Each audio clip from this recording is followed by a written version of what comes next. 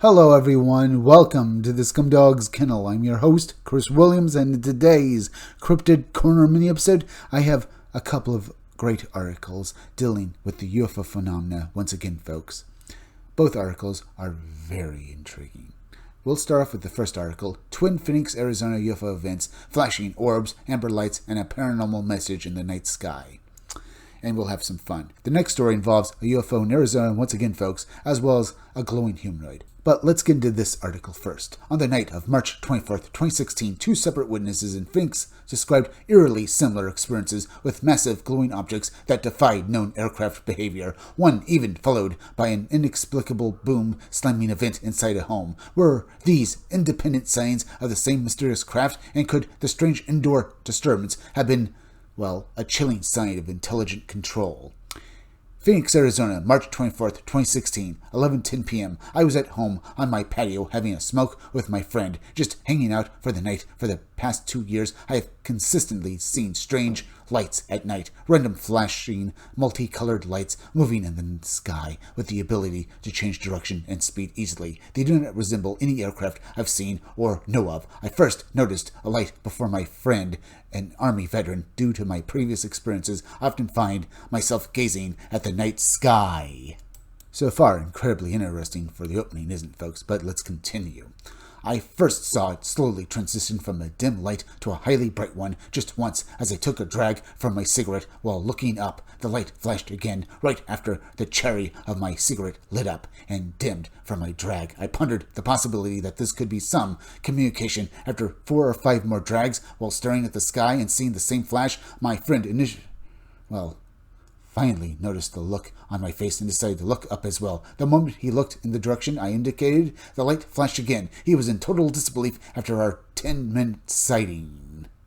Now, I can imagine that this Army veteran that was the friend of our witness here probably had no idea what he was looking at. He probably, as I've said before, folks, always scoffed at the notion of UFOs visiting Earth, but here in front of him was actual proof. So I can imagine, this guy was taken aback with what he was seeing. Now, was this UFO trying to communicate with this man by basically brightening and dimming its lights every time this man took a drag from his cigarette? Let's read on, and then we can contemplate that a little more later.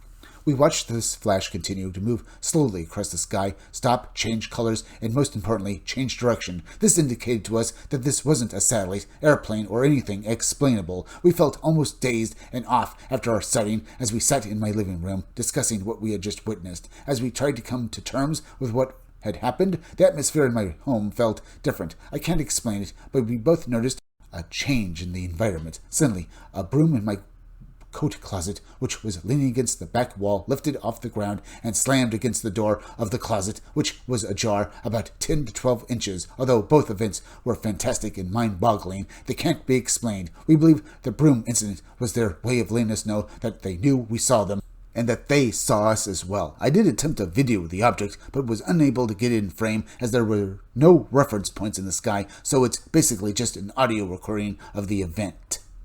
Then, a few days later, I received the following report. Were these two separate signs of the same event? Phoenix, Arizona, March 24th, 2016, 10:56 p.m. I observed an object moving across the sky, making no sound, larger than a plane, and glowing with an amber light unlike anything I had ever seen before. It was either another form of spacecraft that our government is testing, or something from another planet. It was enormous. You can see the size of the plane in the second video compared to the orb that I saw move across the sky. I'm not crazy. I hold an associate's degree in medical laboratory technology. I'm well educated and familiar with aircraft, satellites, and helicopters. I was half awake. It was late, and I had to work the next morning. The video was real and unedited. Couldn't get it out faster, H. So in actuality, folks, we had two sightings this time in Arizona that basically seemed to have happened at the same time. Did both witnesses observe the same UFO? If so, folks, that is truly amazing. And guess what, folks? The next sighting we're about to, hear about in the next article indeed happens in Arizona, but this time, folks, there's also a humanoid, a glowing one, that was also seen. So let's get into this article and hear about this alien being that was also sighted. Glowing humanoid observed during UFO sighting over St. John's, Arizona. And here yet another account that happened out of Arizona of the UFO kind, folks. On September 16th, 2016, a witness photographing a recurring UFO over St. John's, Arizona, discovered something astonishing. A glowing, human-shaped figure appearing just 20 feet away, seemingly observing the same craft. What was this radiant being, and how is it connected to the cigar-shaped UFO that vanished in an instant, leaving behind only eerie beams of light caught on camera? The incident occurred in St. John's, Arizona on September 16, 2016 at 8:43 p.m. We had submitted several reports to MUFON about similar sightings, having observed the same UFO in different areas of the sky, including instances where we saw two at once on a couple of occasions. So, as I said, folks, this has been one fruitful video. Not only are we hearing about the actual incidents of these UFOs, but also other accounts of people experiencing weird phenomena and UFO-related weirdness in Arizona. So, undoubtedly, folks, since the Phoenix Lights that happened back in 1997, people have been seeing these UFOs, and it seems to have basically, I think, been increasing as well. But let's continue, and we can discuss this as well a little later. After taking several photos with my iPhone of a round UFO again, I came inside to download them. To my surprise, I noticed a glowing human shape appearing in the bottom left corner of two of the photos, located only about 20 feet in front of where I was standing while photographing the UFO in the sky. This figure seemed to be watching the UFO. Upon enlarging the photos and enhancing the highlights, I could see a glowing human shape along with a large black cigar-shaped UFO positioned just above the tree line, though still below the distant UFO. Then, in the blink of an eye, the UFO vanished straight down out of view. In the second photo, it appeared as though the figure had turned around to look at me. I hadn't noticed any of this while taking the pictures, but the body seemed to be distinctly glowing once the images were downloaded. Later, I went outside and used a flash in two photos. A slanted vertical beam appeared to be directing down toward the spot where the entity had been seen sitting. By this time, both the cigar-shaped UFO and the one in the sky had disappeared. Ooh. We observed the UFO again later in the northeastern sky. However, we didn't see any lights or UFOs since then. I will send the photos to you if you reply. Jay. There's also a note, folks, so let's read that now too. I replied, but never received a response. Sadly, it looks like those photos are still up in there, folks. But what happened to the guy here who basically made this, email and basically told the story? What happened to Jay here? And what happened to those photos? Was there just some sort of miscommunication, or was there something else? Perhaps maybe Jay decided to basically, keep these photos to himself.